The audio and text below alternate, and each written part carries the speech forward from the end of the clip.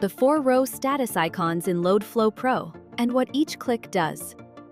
Every invoice and every dispute row gets an icon. There are 4 states. Gray square, uncaptured. We don't have this one yet. Click it and LOADFlow opens the invoice or dispute in the sidebar and captures it in the background. Solid teal, captured. We have the data, drivers are matched, but it's not in a statement yet. Clicking just opens it. Orange box, in a statement. The data is captured and it's been added to a weekly statement. Clicking still opens it and you can see which week it's in. Red, error.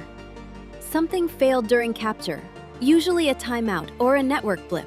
Click it to retry. That's it. Hover for the tooltip, click to open or retry. Same 4 states work for both invoices and disputes.